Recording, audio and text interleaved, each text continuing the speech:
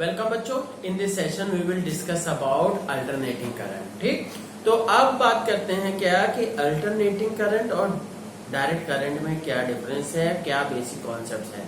और बच्चों अक्सर क्या है एक मिस्टेक करते हैं क्या बोलने में एसी करंट नहीं, एसी या तो अल्टरनेटिंग करंट। ठीक है, AC stands for alternating current और इसी तरह से डीसी मतलब डायरेक्ट करंट। ठीक, तो अब बात कर रहे हैं क्या कि ये अल्टरनेटिंग करंट क्या है और ये डायरेक्ट करंट क्या है। पहले तो देख लीजिए direct current.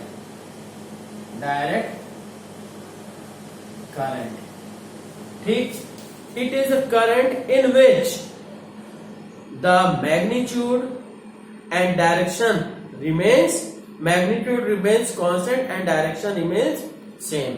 So in which the magnitude and direction of current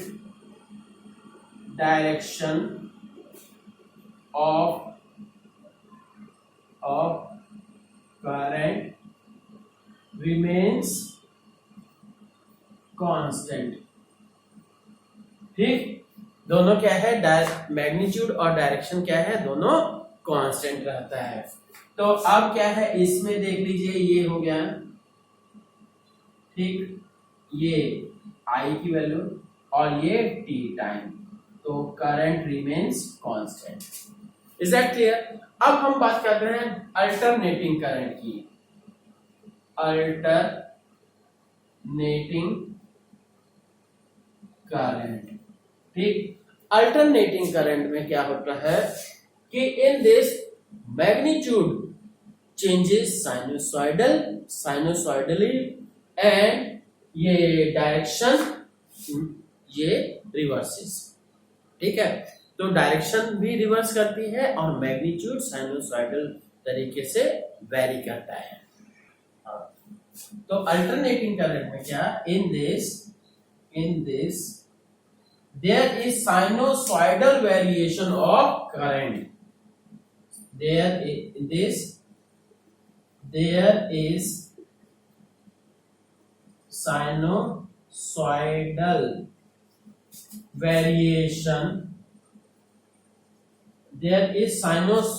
variation in the magnitude of current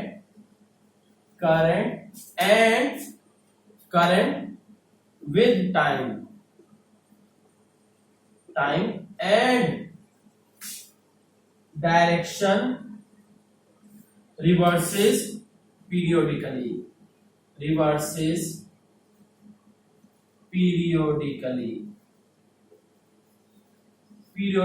direction reverse होती है।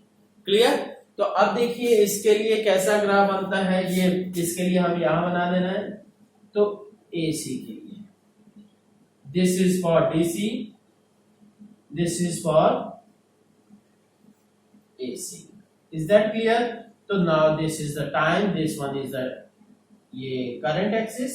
ठीक है, तो यहां पे क्या है कि this will be called I naught. ये क्या है, this value is called I zero. ठीक, this is the peak value in either side. ठीक है, अब कुछ बेसिक कॉन्सेप्ट जानते हैं एसी और डीसी के बारे में। ठीक, तो बच्चों ये है कि आपके घरों में कौन सी सप्लाई आती है, एसी। और डीसी सप्लाई कहां कहां यूज होती है, जैसे इन्वर्टर और बैटरी के बीच में। ठीक, और फिर इसके बाद क्या, मोबाइल के चार्जर से भी जो डीसी सप्लाई वगैरह ही रहती है। ठीक, तो इस तरह से एसी जो है मैक्सिमम यूज होती है। और एसी में जान लीजिए, एसी का सॉकेट देखिएगा, एसी ये सॉकेट आप स्विच देखते हो, ठीक, जिसमें प्लग लगाया जाता है, 3 टर्मिनल होते हैं, 1 2 3। याद आ रहा है, नहीं तो घर का स्विच देख लो सॉकेट देख लो। ठीक, अब इसमें से एक तो क्या है, अर्थ वायर हो गई। और अर्थ वायर की मतलब किसी भी अप्लायंस की बॉडी से टच वो वायर होती है और सीधे करंट वो कनेक्टेड रहती अर्थिंग से।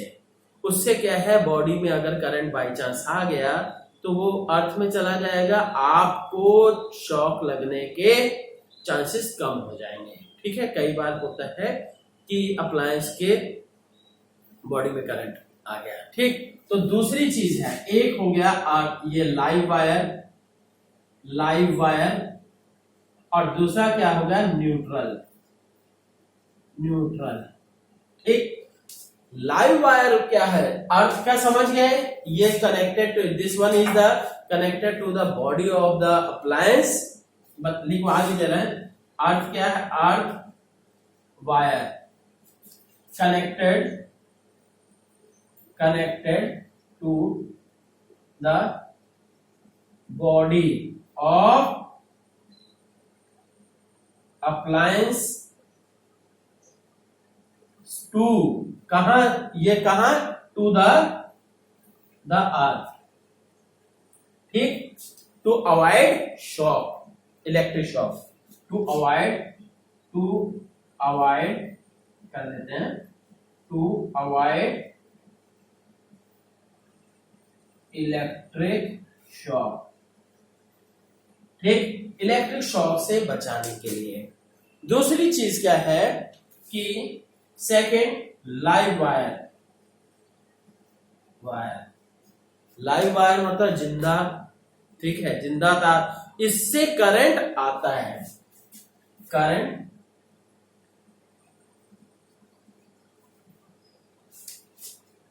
ये comes through this।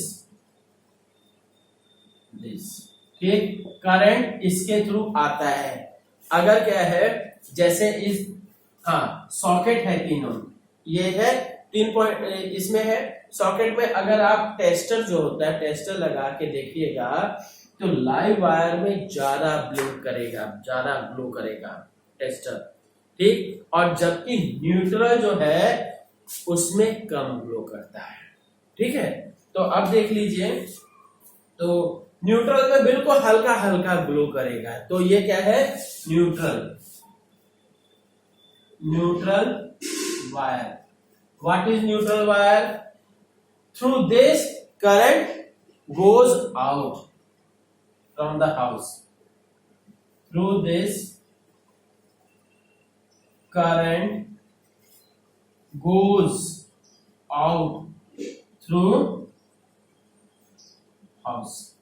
ठीक है, यहां लाइव वायर से आता है करंट और न्यूट्रल से जाता है, और अगर किसी बॉडी में, अप्लायंस की बॉडी में वो करंट उतर जाता है तो उसके लिए अर्थिंग वायर रहती है।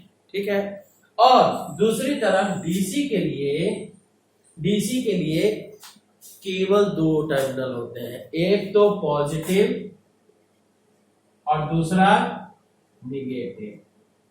Is that clear? तो पॉजिटिव से क्या है, करंट आता है, पॉजिटिव से ये करंट कम्स। ठीक, और निगेटिव से करंट ये, और करंट गोज, ये क्या है, इसी को पॉजिटिव में से इलेक्ट्रॉन, एक चीज ध्यान दीजिएगा, पॉजिटिव जो है इलेक्ट्रॉन पॉजिटिव में जाते हैं और निगेटिव से निकलते हैं, या कहिए electrons go in the battery. ठीक, और दूसरी तरफ हम कर रहे हैं, निगेटिव से क्या है, करंट गोज इन।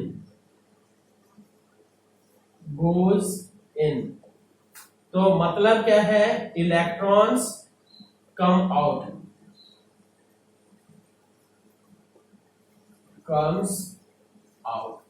तो बच्चों ये जान लीजिए कि आप कॉन्सेप्ट कन्वेंशनल करंट और इलेक्ट्रॉनिक करंट का कॉन्सेप्ट जानते होंगे। करंट इलेक्ट्रिसिटी में मैंने बताया हुआ है, ठीक है। जो कन्वेंशनल करंट होता है that is opposite to the direction of flow of electrons, ठीक है। तो ये ध्यान दीजिएगा। हाँ, तो ये चीज हो गई। अब सबसे बड़ी प्रॉब्लम कि हम मैक्सिमम जगह क्या एसी ही यूज करते हैं, क्यों? अब वैसे तो इसका आप आगे कॉन्सेप्ट पाइएगा बढ़िया से डिटेल से, क्या वो ट्रांसफॉर्मर्स से रिलेटेड कॉन्सेप्ट है, ठीक, कि एसी को हम क्या है ट्रांसफॉर्म कर सकते हैं, मतलब लो वोल्टेज हाई करंट में कन्वर्ट कर सकते हैं या हाई करंट लो वोल्टेज में कन्वर्ट कर सकते हैं, ये कन्वर्जन कर सकते हैं। पर क्या है डीसी को आप ऐसे नहीं कर सकते हैं। Is that clear? तो ये क्या है कि इसीलिए हम, क्योंकि हमारा क्या है, अगर सोच लीजिए आपके घर से ट्रांसफार्मर क्या है 20 मीटर भी है, सिंपल सी हम बात कहें कि आपके घर में ही अगर डीसी सप्लाई है तो क्या होगा, जहां स्विच लगा है और जहां फैन लगा है उतनी दूर ही इलेक्ट्रिक करंट जाने में जूल्स हीटिंग इफेक्ट के कारण से बहुत ज्यादा ये एनर्जी का लॉस हो जाएगा और नतीजा क्या है, हमें सफिशिएंट वो जो आउटपुट नहीं मिल पाएगा। जबकि हम एसी की बात करते हैं, एसी में क्या है 220 वोल्ट तक कन्वर्ट करते हैं, ठीक, 220 वोल्ट और करंट क्या है 5 एम्पियर। ऐसे तो ऐसे रखने से क्या हो जाएगा कि जब वोल्टेज ज्यादा है तो करंट कम है, करंट कम होने से क्या है जूल्स हीटिंग इफेक्ट क्या होता है आई स्क्वायर आर टी, ठीक। करंट कम होने से क्या हुआ, नतीजा करंट अगर कम है तो क्या हुआ कि हीटिंग कम हो जाएगी। जबकि इसका सबसे बढ़िया एग्जांपल आप देखिएगा बैटरी और इन्वर्टर के बीच की वायर जो होती है छोटी रखी जाती है, मैक्सिमम 1 मीटर। और ऐसा नहीं करोगे कि हाँ इन्वर्टर आपका एक रूम में है और बैटरी आपके दूसरे रूम में, तो प्रॉब्लम क्या आएगी, इन्वर्टर से बैटरी चार्ज नहीं हो पाएगी, क्योंकि उस इन्वर्टर और बैटरी के बीच में डीसी सप्लाई है, डायरेक्ट करंट है। और इसी तरह से मोबाइल के केस में कि जो चार्जर है और मोबाइल के बीच में डीसी है, तो ऐसी केस में क्या होगा कि वहां से अगर मोबाइल चार्जर और मोबाइल के बीच की वायर ज्यादा लंबी हो गई तब भी चार्जिंग घट जाएगी। Is that clear? तो ये ध्यान रखिएगा। तो इसलिए मोबाइल चार्ज जो करते हो आप एक्सपेरिमेंट कर सकते हो कि छोटी 3 टाइप की तारें लीजिए कनेक्ट, और ये खुद ऑब्जर्व कर सकते हो कि जो लंबी तार होगी उससे चार्जिंग, बशर्ते कि चार्जर और मोबाइल सेम है, तो लंबी चार्ज वायर होगी तो उससे ये चार्जिंग लेट होगी, और अगर छोटी तार होगी तो उससे चार्जिंग बड़ी जल्दी होगी। ठीक है बच्चों, तो अब देखते हैं। और इसके अलावा आप, हाँ इसमें ये तो है, इसी तरह से पर लाइव वायर में क्या है कि लाइव वायर जो है मैटर, इससे इलेक्ट्रॉन्स आते हैं, ठीक है, और जो है न्यूट्रल है इससे जाते हैं, ठीक है। तो इसमें क्या है पॉजिटिव और निगेटिव, क्योंकि पोलैरिटी भी चेंज करती रहती है, इसीलिए हम लाइव वायर कहते हैं।